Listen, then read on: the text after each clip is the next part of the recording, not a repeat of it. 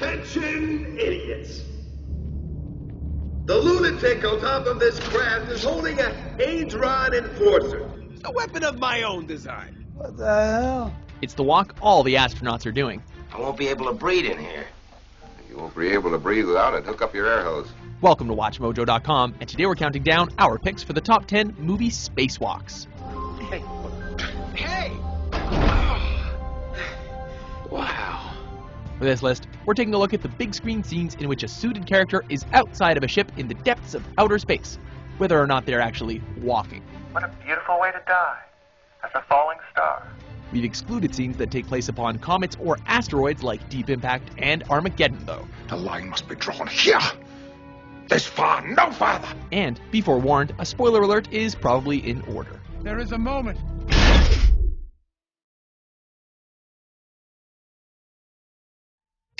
Number 10, Oxygen Tank to the Rescue.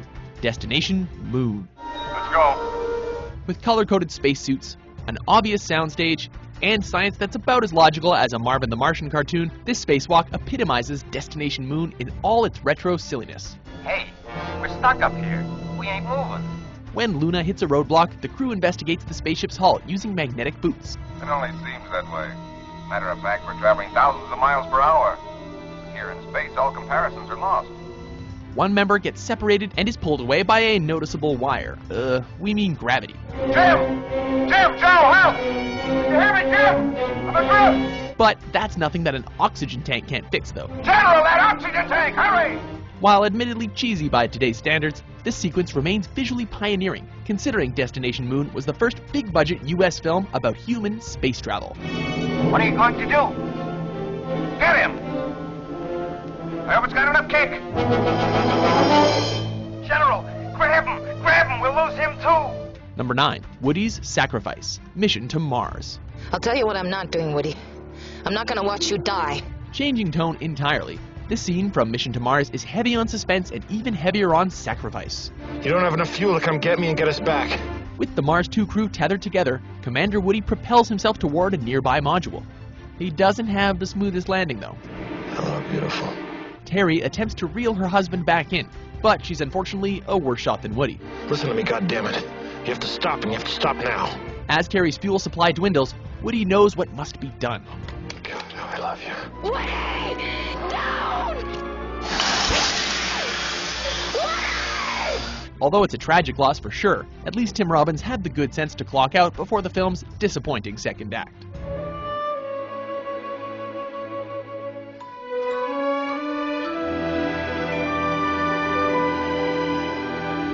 Number 8, Star-Lord Rises Up, Guardians of the Galaxy. If you're there, come get me. I'm all yours.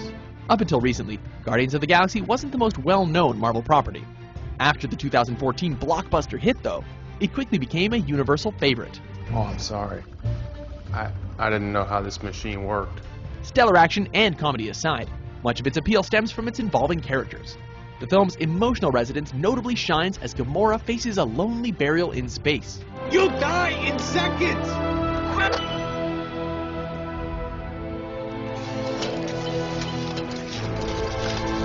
Having stood around and done nothing in the past, Peter finally lives up to his self-proclaimed title of Star-Lord.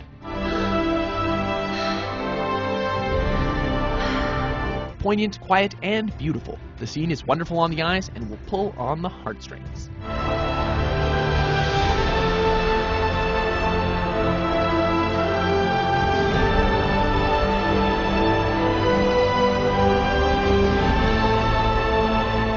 Number 7, Laser Fight, Moonraker.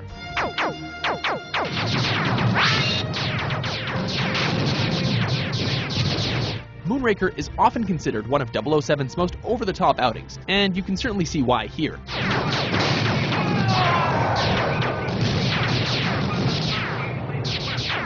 With a space station and lasers galore, this battle looks more like something out of Star Wars than James Bond.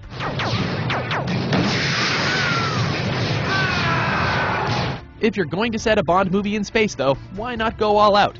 Utilizing impressive art direction, sharp editing, and a record for the most zero-gravity wires in a single scene, the film's climax manages to make a rather ridiculous concept energized, showy, and a lot of fun.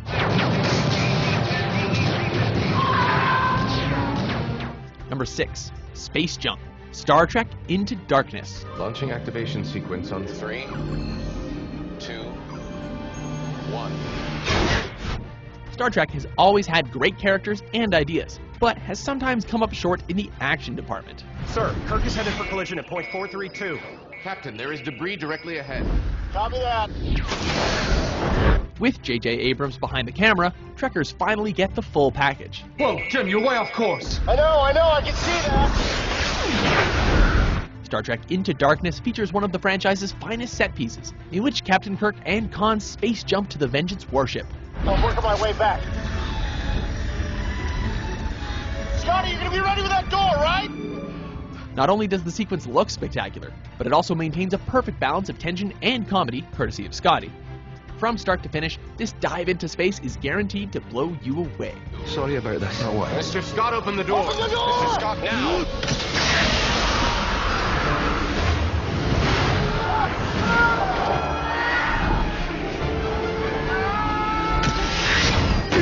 Number 5. Fly Me to the Moon. Space Cowboys. All right, cowboys, let's round them up. We got work to do.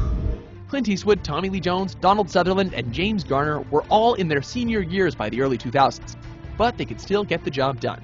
We got 3 weeks to send 4 old farts into space. This is Flight School 101 stuff. The same can be said about their characters in Space Cowboys, who venture into space to stop a falling satellite. I don't know about this.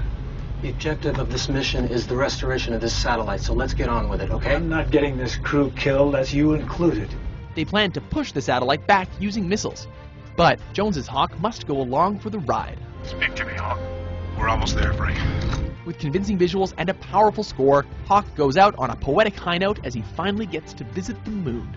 In other words, I love you.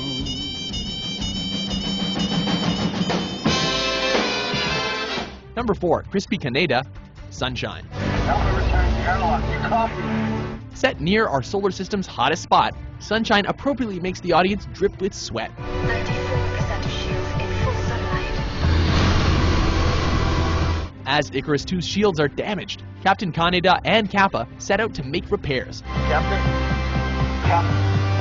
I'm at the edge of the chute. You copy? Things get particularly heated when their ship turns and faces the sun. You have to move now! Captain, it's right on!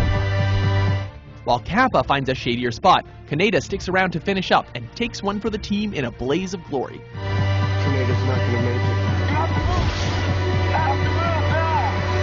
it. It's too far. Like the rest of the film, the sequence is exquisitely rendered, zealously composed, and makes you feel the sun in all its scolding splendor.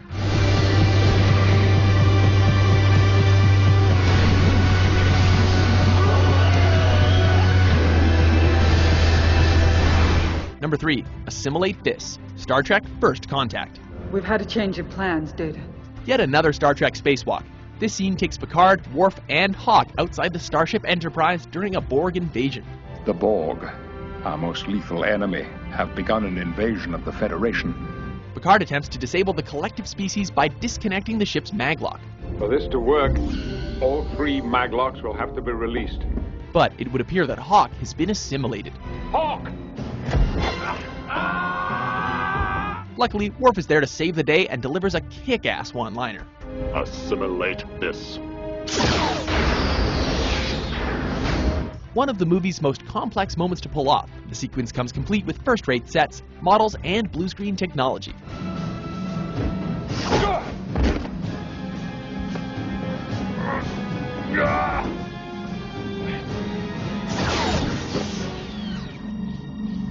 It also exemplifies the film's theme regarding different cultures uniting together to fight for a common goal. Jean-Luc, if we destroy the ship, we destroy the Borg. We gotta stay and fight. Number 2, Locked Out, 2001, A Space Odyssey. Open the pod door, Hal. Just as space can be cold and unforgiving, so too can machines. Open the pod bay doors, Hal. I'm sorry, Dave. I'm afraid I can't do that. In 2001, A Space Odyssey, Dave and Frank eventually see just how far HAL 9000 will go to preserve himself and the mission. This mission is too important for me to allow you to jeopardize it. I don't know what you're talking about, Hal. I know that you and Frank were planning to disconnect me. Losing faith in his conspiring teammates, Hal cuts Frank's oxygen hose and closes the pod bay doors on Dave. I'll go in through the emergency airlock. Without your space helmet, Dave, we're going to find that rather difficult. The lack of musical accompaniment and sound adds to this intense exchange as Dave tries reasoning with the computer. Dave, this conversation can serve no purpose anymore. Goodbye. Hal's actions may seem heartless, but the unsettling truth is this is just how humankind programmed him to be. Do you believe that Hal has genuine emotions? Well, he acts like he has genuine emotions. Of course, he's programmed that way to make it easier for us to talk to him. But as to whether or not he has real feelings is something I don't think anyone can truthfully answer. Before we make contact with our top pick, I must try to mind meld with it. Here are a few honorable mentions.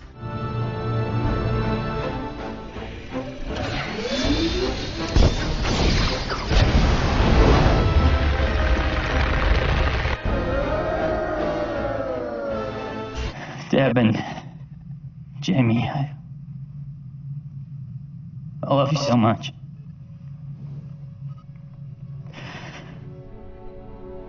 Forgive me. I thought I was trying to do something great for mankind. I need you guys to help me fix my leg.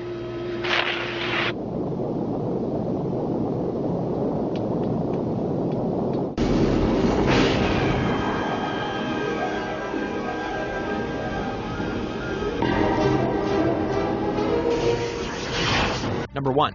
Debris hits the fan. Gravity. Houston, I have a bad feeling about this mission. It's hard to think of a film that's done a more authentic job of capturing both the majestic beauty and the hostility of outer space than Gravity. Gotta admit one thing. Can't beat the view. The film slowly lures the audience in throughout its opening sequence, which feels like one extended tracking shot around the Hubble Space Telescope. Kowalski visual of debris at 9 o'clock. Half of North America just lost their Facebook. Whether observed in 2D or 3D, it honestly feels like you're up there with Sandra Bullock and George Clooney. Man down! Houston, man down! Copy. The sense of realism is what makes it especially terrifying when a problem occurs, sending us on a non-stop thrill ride. Astronaut is off structure. Dr. Stone is off structure. Dr. Stone, detach. You must detach. If you don't detach, that arm's gonna carry you too far. Do you agree with our list? Yeah. What movie spacewalk scene took you beyond the stars? What stranded astronaut? I guess there's gonna be some stranded astronaut or something. For more intergalactic top 10s published every day, be sure to subscribe to WatchMojo.com. Oh, my gentle Jesus.